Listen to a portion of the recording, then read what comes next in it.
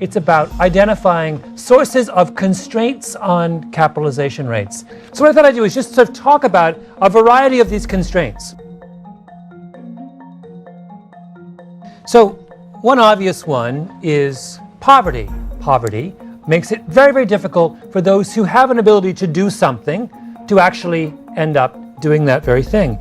But one of the things I think is true of poverty is that we tend, even as we acknowledge its importance in constraining capitalization, we underestimate just what a powerful constraint it is. And let me give you an example. In the book I talk about the famous Terman study that was done in California. And this is a study done in the 20s, began in the 20s in California. He does this thing where he gives an IQ test to 250,000 California school children. And he basically identifies the top 0.1%. So kids with IQs of 140 plus, genius level. And he tracks those kids for the rest of their lives, for 50 years.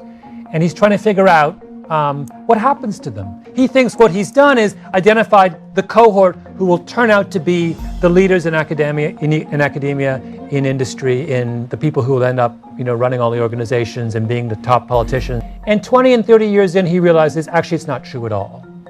And that these kids, they have a variety of strikingly different fates. There is a small group that does very well.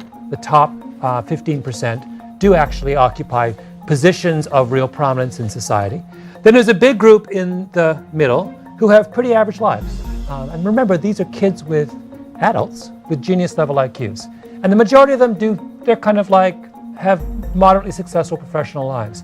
And then there is a chunk at the bottom who are by any measure to be massively disappointing.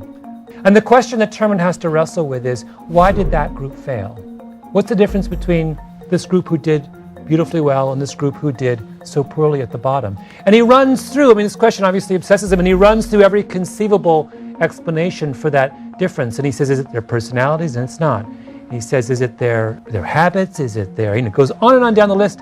And he realizes in the end that the answer is really, really simple. And that is that the kids who did best, these genius kids who ended up succeeding in the world, were the ones who came from wealthy households.